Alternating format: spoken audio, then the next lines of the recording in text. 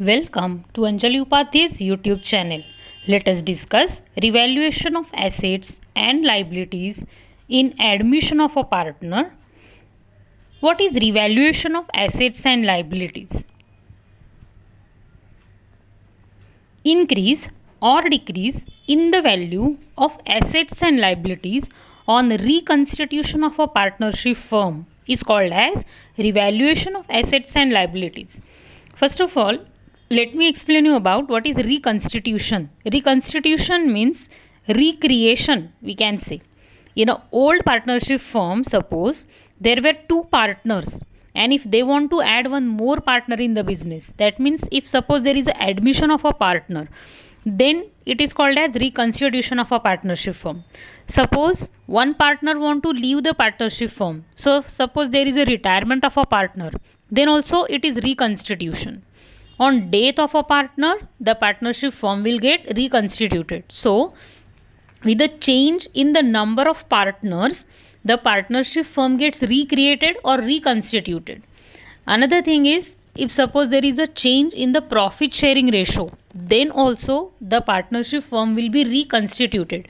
In all such situations, there is a need to revise the value of old assets and liabilities which were there in the old partnership firm. And in that case, the value of assets and liabilities may increase or decrease. So, this is what is increase or decrease in the value of assets and liabilities, which is known as revaluation of assets and liabilities. Now, how to record these in the books of accounts?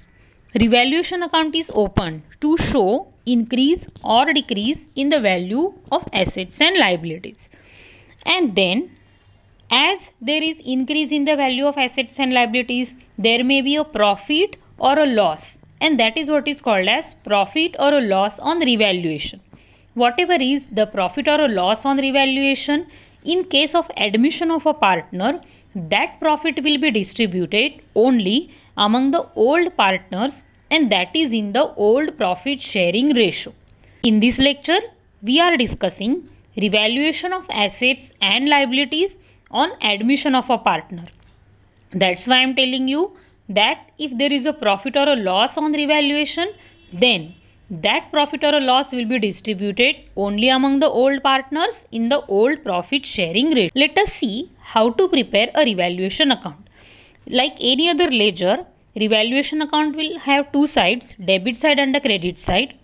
Revaluation account is a nominal account wherein we are going to show increase or decrease in the value of assets and liabilities, and finally we will calculate profit or loss on the revaluation. So you can see to the debit side of revaluation account, entry is to asset account. When there is decrease in the value of asset, then that amount will be shown on the debit side of revaluation account. For example, if the depreciation is charged on machinery rupees 2000, then to the debit side of revaluation account you will write to machinery 2000. That means the amount of machinery is decreased by rupees 2000. On the other hand, if there is increase in the value of asset, suppose there is a land of rupees 80,000 and now the value of land has increased to rupees 1 lakh. That means there is 20,000 appreciation in the value of land, and that is called as increase in the asset. So when there is increase in asset, then that will bring profit to the business. That's why it is shown on the credit side of revaluation account as buy land 20,000. We can show it to the credit side of revaluation account as buy land 20,000. So thus when there is increase in asset, that will bring profit to the business. That's why increase in asset is shown on the credit side. Decrease in asset will bring loss to the business. That's why that is shown on the debit side. As I told you, this is nominal account. So the rule is debit all losses and expenses, credit all gains and incomes. So whatever losses are there, that you will debit, and whatever profits are there, that you will credit to this revaluation account. Now the next entry which you can see on the debit side of revaluation account is to liability. There is increase in liability. So amount payable in the business has increased. That's why we need to show it on the debit side of revaluation account. On the other hand, if there is decrease in the liability, then amount payable has decreased now. So that we can show on the credit side of revaluation account. At the end, like any other ledger, you need to close and balance this revaluation account. And if the total of credit side is more than the debit side, then you will get balancing figure on the debit side. So you can see third entry in the debit side of revaluation account as to old partners capital or current account, and this is what is profit which is transferred to partners capital or current account. Whereas you can see entry on the credit side as by old partners capital or current account, which is loss on revaluation.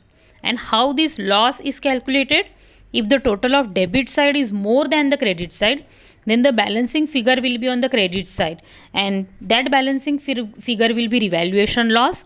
And for this you need to write the entry like this, which is passed in this revaluation account on credit side, the third entry, by old partners capital or current account, loss on revaluation transferred. Thank you for watching the video. Keep watching videos for important adjustment.